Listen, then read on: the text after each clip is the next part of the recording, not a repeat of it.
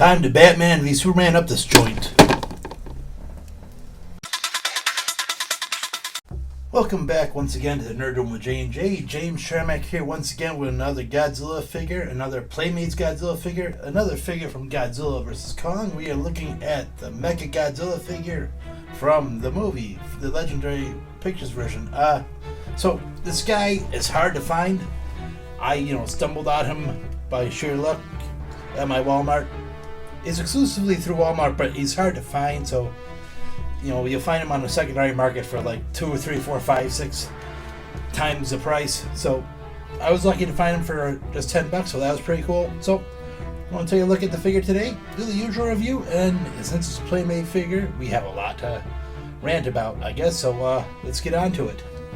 So let's look at the Godzilla figure. So yes, he does resemble the theatrical version, the Legendary version Godzilla, but of course with these Playmates figures he leaves a lot to be desired. I wish there's a little bit, there's a lot of sculpture detail, fine, but there's not nearly enough paint detail, like not enough scoring, not enough a definite separation of joints and whatever. It's pretty much one color here, one color here. The eyes, I can barely even see that they have just like little pin dots of red on each one. So it's a shame. They could have at least tried to make it look like have that light kind of effect. Could have just scored the ribbons and whatnot, the detail a little bit more. But it's what you have to expect it with the Playmate figures. It's not like the NECAs or say your Monster Arts figures, am I right? So, and it is a $10 figure, but like I've always said, I've never forgiven them for taking the Godzilla franchise, because think about what we could have had with the NECA figure, right? So let's talk his box design, then we'll talk articulation. Okay, so let's take a look at the box. So obviously we've seen this box design before with the previously reviewed Godzilla and Kong figures.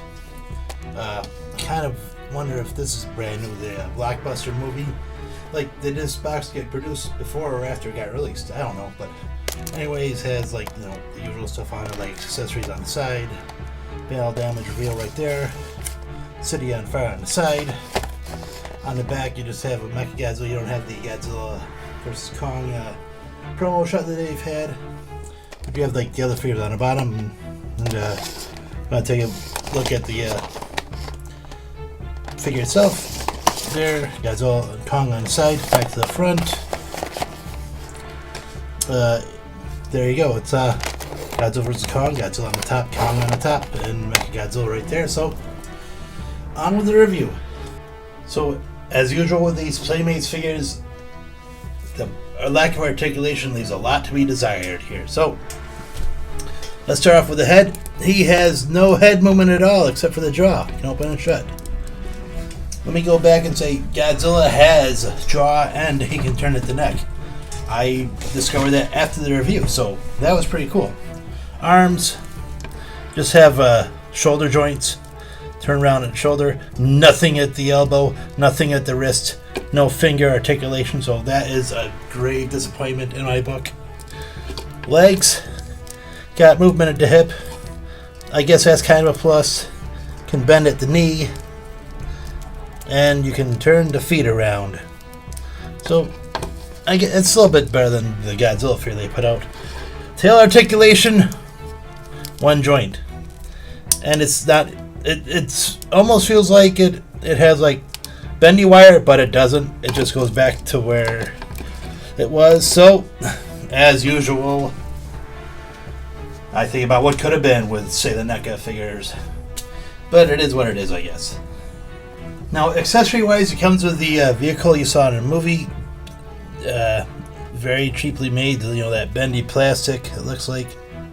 Outside of a solid green, which, they probably could have done some intricate work on. They have a nice silver sticker to show the window, so that's a plus, I guess.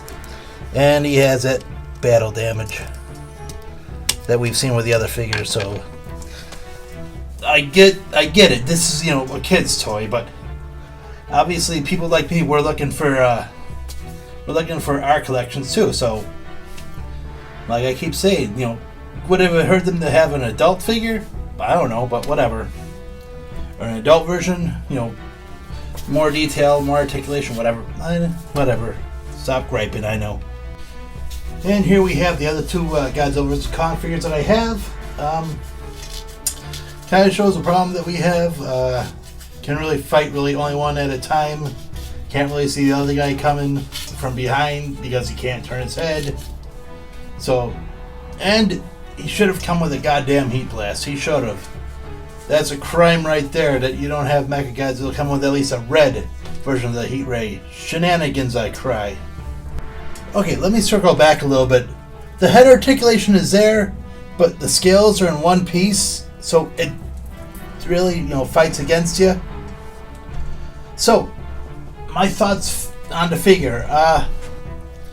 For a $10 figure, it's fine. It's alright.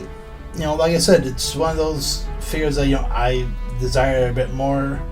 I want a little more out of it. I just wonder, what a more detailed, more articulated figure would have done if it could pop a little bit more. Like, as I probably said in my film review, I wasn't really a big fan of the design, but, it is what it is, right? They do what they can with the technology. So, again, for the price range, it is what it is. Shouldn't expect much for $10. But if you're buying it on the secondary market, it's a bit much to ask. I mean, I've seen it for like $70, $80. Like, really? Well, whatever.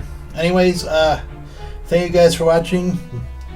We have another Godzilla review coming up really soon. I got the Gigan Playmates figure, so we'll talk about him.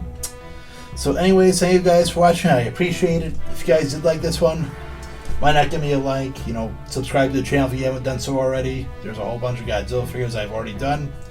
You probably haven't seen, so you don't, subscribe to the channel. Maybe take a look at those.